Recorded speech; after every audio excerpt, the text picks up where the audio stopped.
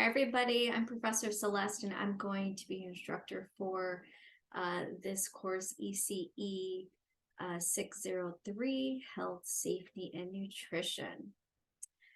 So each week, we're going to have a little video about our course objectives. I'm going to talk a little bit about them. And also during our live sessions, I also will give a little bit more insight into those course objectives as well. But tonight we are going to review week 1, part 1 through 4 of our course objectives.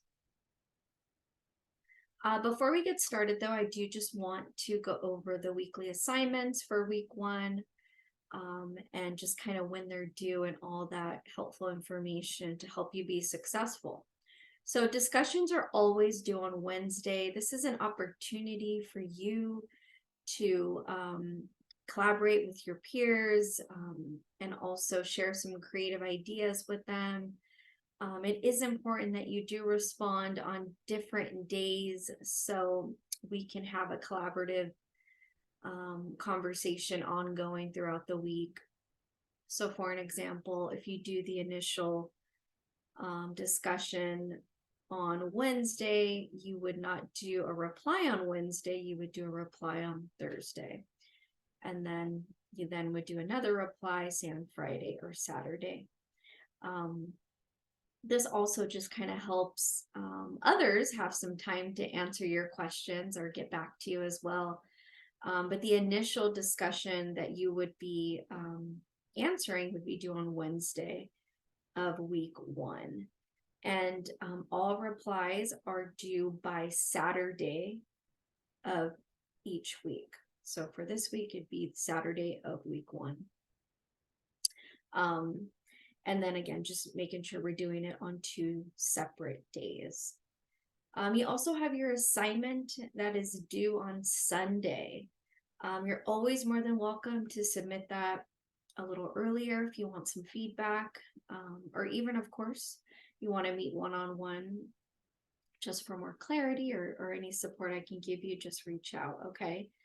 But each week assignments are going to differ. So some weeks you'll have journals that are due as well, and some weeks you will not. So just make sure that you go into Canvas and you review the weekly assignments, and all the details are in Canvas specifically. And lastly, the practicum review.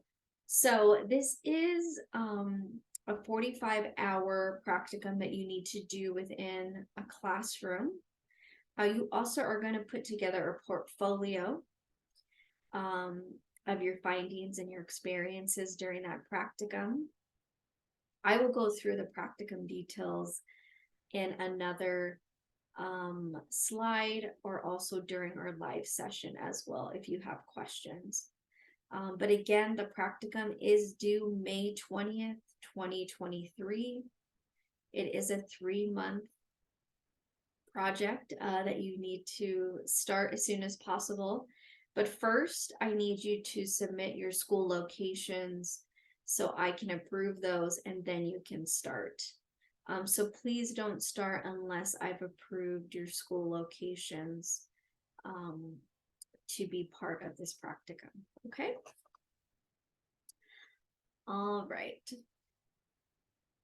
So we are going to focus on 4 different areas, right, within our course objectives. But before we get started, these days, both parents and kids can feel pressure to participate in a variety of activities. The goal of having a well-rounded college application that includes sports, academics, volunteering, and work often takes priority over free time and rest. It's important that we provide a good balance, right, for children, especially within our classroom. Obviously, we don't have a lot of control outside of the classroom, but we can definitely have helpful conversations with parents so they can manage and create a healthy balance for their children. Because as they grow, there's so many elements that parents want to include within their child's day, which of course is important, to some extent, but free time and rest is also a big part of their day and something that should be allowed and opportunity for them to make choices and kind of lead what they want to do and when they want to do it. Obviously, depending on the age, it can differ. So tonight we are going to really get into how to achieve a healthy balance, right? We're going to get into understanding a child's growth and development, the ability to promote healthy lifestyles with observations, and then the ability to assess the child's health with checklists or screenings and records. So that can all look different within each environment. So first, how to achieve a healthy balance. We're going to talk about two different areas here. We're going to talk about the healthy balance and then providing some resources for you to use or share, of course, within your classroom. So the early years lays the foundation for good health habits. Teachers and families can support healthy habits by practicing healthy habits themselves and promoting these in the child's environment. So how do we help? Well, teachers can create physical activities and nutritional guides for parents, and also just talk more about the health, sleep health and oral health, and really health education overall. We can really make this part of the classroom discussions, parent discussion, parent education nights, of course, on topics so parents really understand the gravity of the importance of each of these areas are. As well as vision, hearing, and communication needs are also a big important aspect on creating that healthy balance. Especially if we're talking about young children, we have to make sure that they're developing as they should so they can successfully communicate well, communicate their needs, right? Hearing, seeing, all these things that typically, your pediatrician would check. But of course, parents may have other concerns outside of that. And also, you within the classroom as a teacher, you're also going to see other areas that maybe a parent does not see. It is very different in a classroom environment, and all the things we get to experience with children.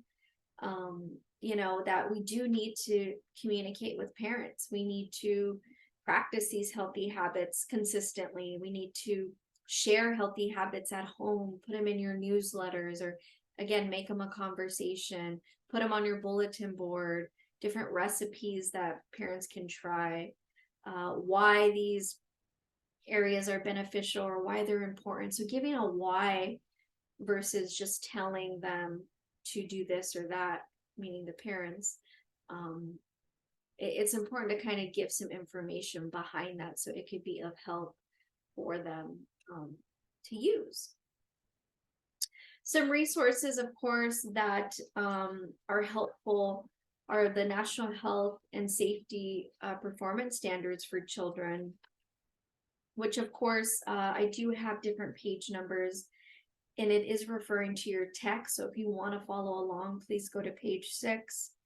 That is where I'm referencing some of these great resources that you can talk more about within your classroom and just kind of make them part of a conversation or, that parents can use if they need it. Another is Healthy Child Care of America.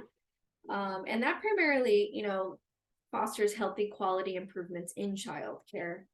And then, of course, we have No Child Left Behind, which is K through 12 education, really promoting partnerships with like Head Start, or even, supporting parent education, health education, resources for parents in addition to what we would give them.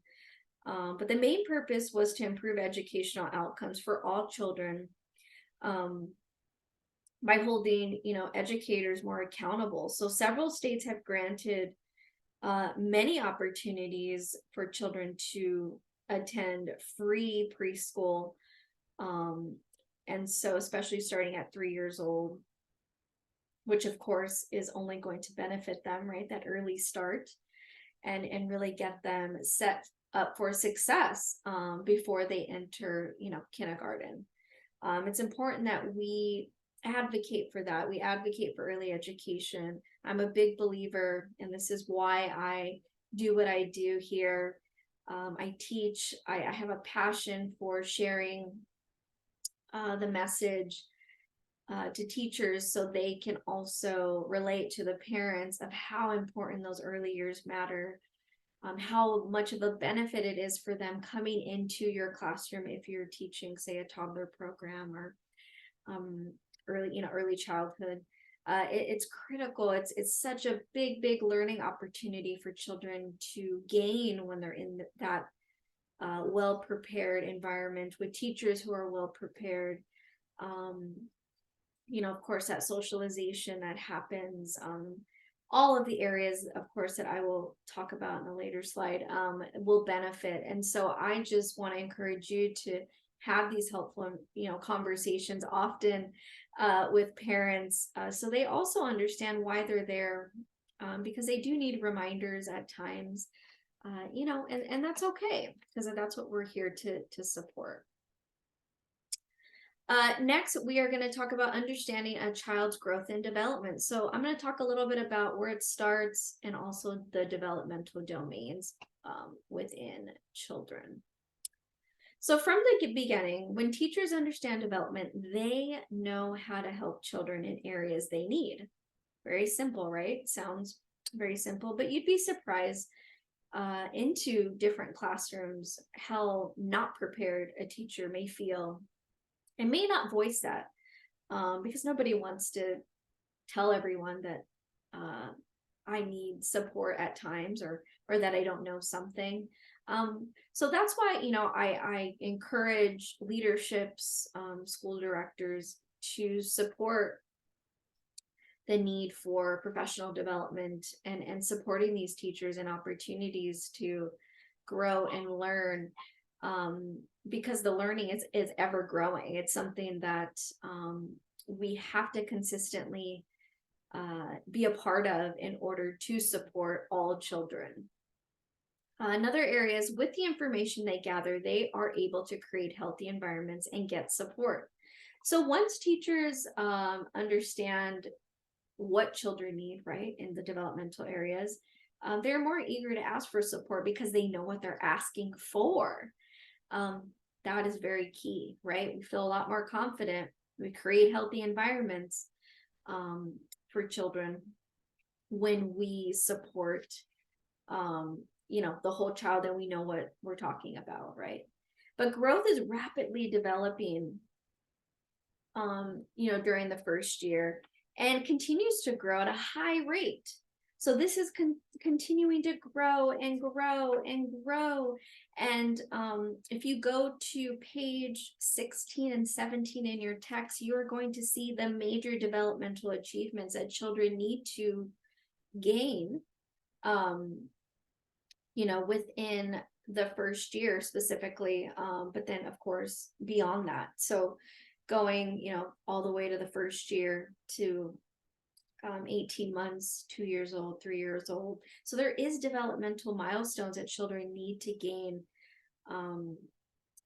as they're growing. And so it's critical that you, the teacher, knows these achievements that they need to get to, and then also create supportive environments to help them get there, right? And that's the fun part, is where we get to be creative. We get to dive deep and find ways to support them as they grow. Another area is to start from the nutritional requirements. So really making, again, a conversation about sleep, attachment, brain development, safety, and ability to identify health concerns are other areas that we need to be mindful about when children are growing and, in our classroom. So if there's ever any areas that you think a conversation needs to be with a parent, I encourage you to have those conversations.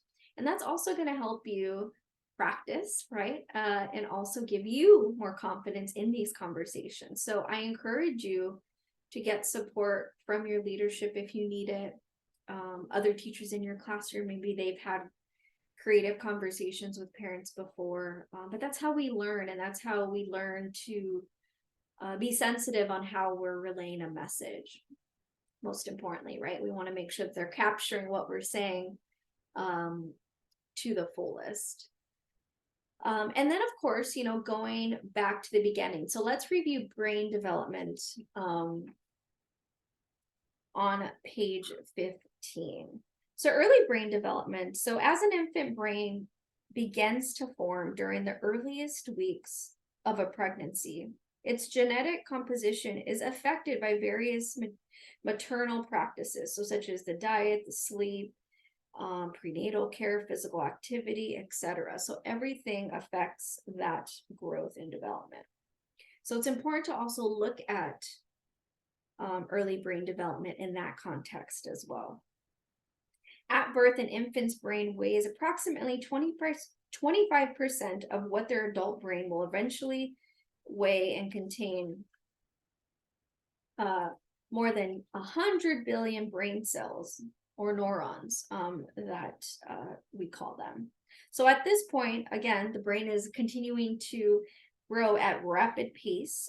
They're making connections within the brain rapidly. So all these early experiences are helping create those connections. So the more connections they make, in a healthy sense, is only going to benefit them long term, right?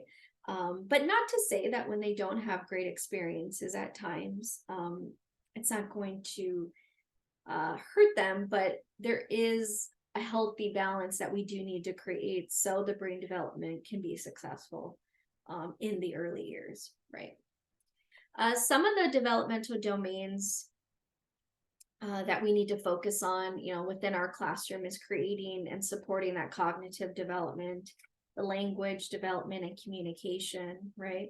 The physical and health development, social emotional development, which is a big, big part of what we need to continue to bring to the forefront and make it a conversation all the time.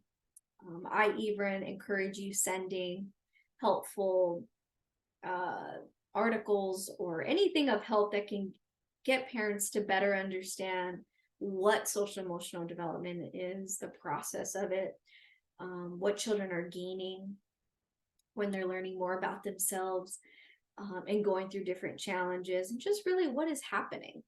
Because again, we can't assume that each parent knows, the developmental stages or the benefits for that matter, right? So it's important that we are communicating that consistently. Next is the abilities to promote healthy lifestyles with observations. So what are healthy lifestyle options and how much observation matters? So healthy lifestyle, of course, includes injury prevention, planning for safe environment. So we have to really think about the environment that you are setting up within your classroom, making sure that the environment is well prepared, safe. That's even to the degree of the shelves, where those are, the chairs, the tables, anything that they're using, making sure that the safety of the materials is very, very much important. Other areas are, the body mechanics and physical activities. So that's making sure that children are able to engage in walking, jumping, running, skipping, standing, sitting, for an example. Teaching and modeling appropriate body mechanics can help children avoid problems related to, say, poor posture or, developing other, health related concerns later.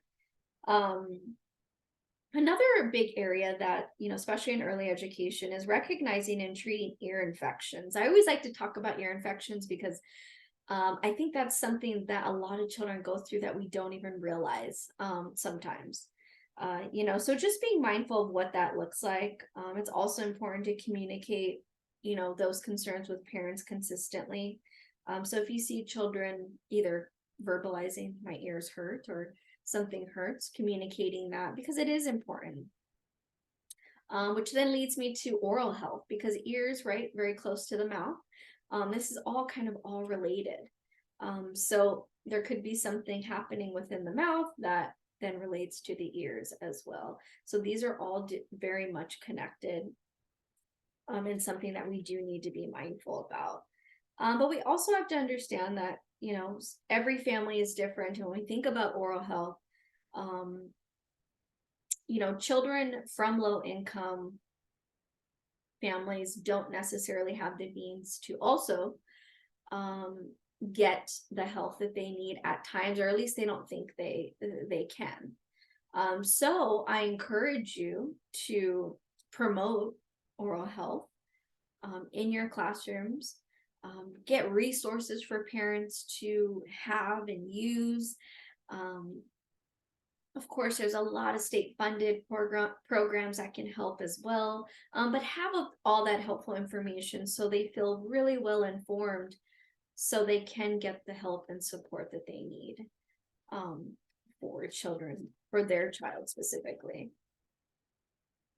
And then, of course, we're going to talk about mental health, which is a whole social emotional um, area in itself. But the well-being of a child is so, so much important. Building great relationships, building that connection from the very beginning will allow you to come into the child's world, support them, and just really allow them to learn more about themselves.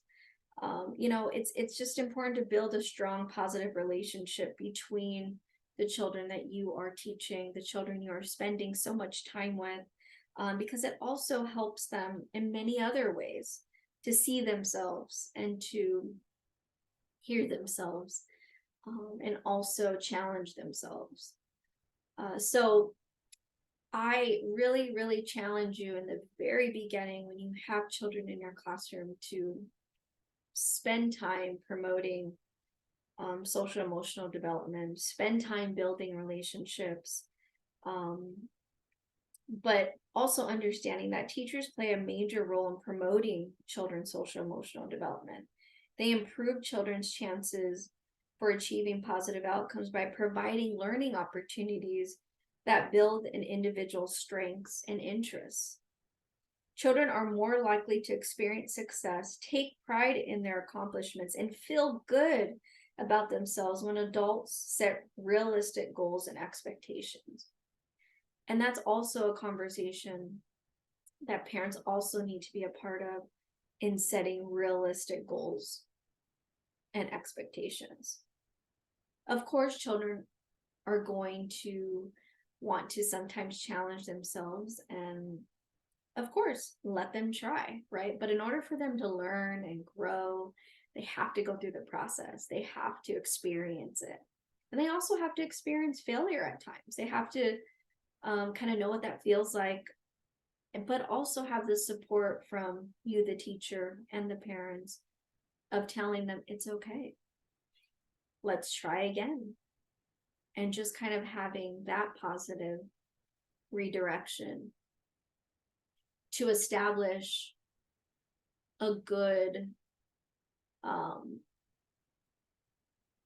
I guess, start to that idea of trying again, because you'd be surprised that some children don't have that ability to kind of move from failure to try again right away. So it's important to kind of let them go through the process so they can understand that trying again is something positive and something good, and it's okay. But we have to say that we have to be part of that process and engage those communication wherever we see it's needed. um, and then of course let's move over to my tips for keeping kids active and healthy. So one, activities do not have to be structured. They can be open-ended, right? They can have a free choice. There's many opportunities for them to be active outside. But then, of course, I encourage games or opportunities for them to work together or work in groups or work in teams, which is a great opportunity for them to practice that, right? But I wouldn't say every day. I would say kind of change it up as often as possible. Another idea is making nutrition a priority. So talking about it, making it a conversation, bringing it to circle time, sharing creative ideas on how we can make a nutritional menu or make a fun shake together, incorporate different, fruits and vegetables. So there's so much fun that can happen when introducing nutrition to children. And then, of course, serve their favorite fruits and vegetables. So get to know what they like, get to know that from the very beginning. So when you're also setting up snack or you're incorporating different foods in your classroom, you incorporate things that they like so they can participate and be part of that process. And then, of course, encourage families to avoid fast food as much as possible. I understand it's convenient, and I'm not saying I've never eaten it, right? It's a very quick way to get dinner, but try to mix it up. That's all I'm saying is, mix it up with other foods and veggies. Don't make it an everyday thing, and make this a topic within your newsletter, which would be fun for parents to kind of have some different ways of applying nutrition in their home. And also another topic is setting a bedtime schedule. This is very important. Sleep is very important. Sleep, lots, hydration are two of my biggest must-dos every day. I think children having naps, even at 3 years old, is critical for their brain to rest, for them to recharge and have a very great productive day. Just like us adults, when we take naps, how great does that feel, right? When we get the opportunity to do that, which in some instances is rare, but of course it's amazing when you get that great feeling, right, of having rest, which is very important. Next is the ability to access the child's health with checklists or screenings. That, of course, is a big area in itself. Checklist screenings and records are a big component, and should be a part of your check-in procedures. So when you have children come into your classroom, you should have some type of, I call it check-in procedure or daily screening procedure or screening tool that can be of help, just to make sure that the child is ready for school and healthy, and just promoting good health is definitely important. I also encourage you to look at health records, especially when children are new in your classroom. So when they sign up for school, these are all things that they need to gather in order to be able to come to school, right? Shot records, physicals, etc. This is no different in any age. All children need to go through this. So I encourage you to kind of see and read the list of foods they like, don't like, their routines, because these are all questions that are on the state mandated form, specifically for Title 22, that parents have to fill out specifics to the extent of what time they go to bed, what time they wake up, what do they have for breakfast, what do they have for dinner, just getting the idea of what that food choices are, and just kind of course what they like. And so those type of records I think are important for teachers to know and to dive into, so they can better support that specific child individually, right? And then also, as they get to know the child, they can find creative suggestions for parents to incorporate at home. But gathering information is always a great thing. On page 41 in your text, they have great ways of gathering information, and also getting you to understand that observation as a screening tool. So it's important that you know the children, that you spend time observing them, not just for their academic purposes and getting to know what they like or don't like, right? As you're learning about them, it's important to also make sure that they're healthy and ready to be in your environment. So that is all part of that procedure. But also understanding that, daily health checks, it's very valuable information about health status, and the readiness to learn can be obtained by really assessing a child daily. So health checks require only a minute or two to complete, and they, enable the teacher to detect the early signs or symptoms of just common illnesses. So if a child comes into your classroom and they're not really ready to be in that classroom today because maybe they don't feel good or other factors that are involved, it's important that you know that, very early when they come in. It's also especially important in classrooms where children who have special needs, for that matter, that they definitely have the support that they need and they are ready to learn.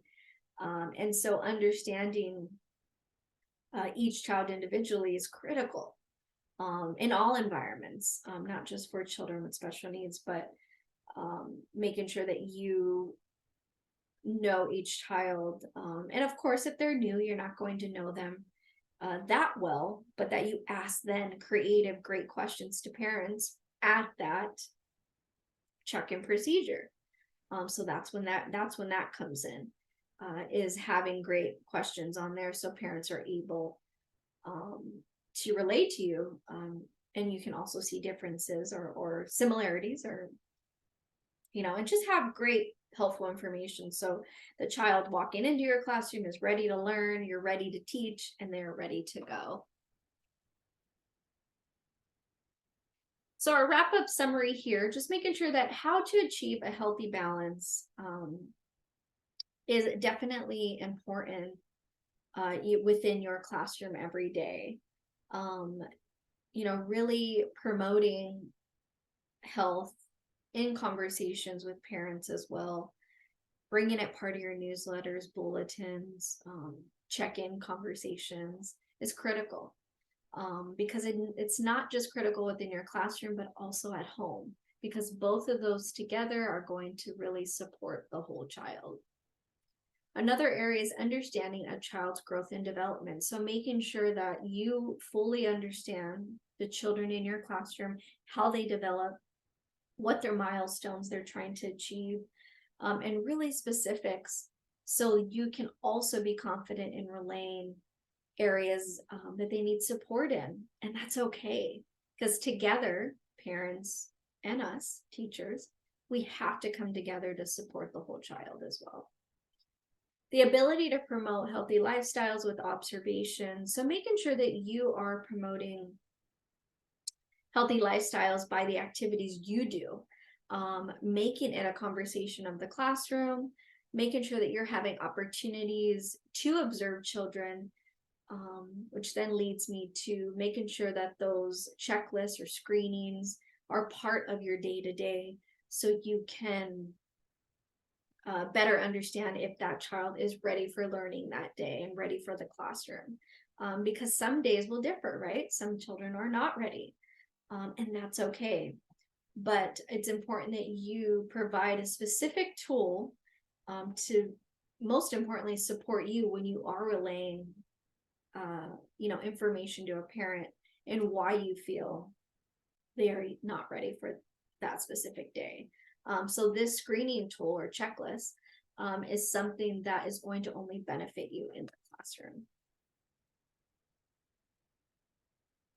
So thank you so much. I'm Professor Celeste, and I really had so much fun going through 1 through 4 course objectives. If you have any questions, please reach out. But till then, I will see you next time. Thank you so much. Bye-bye.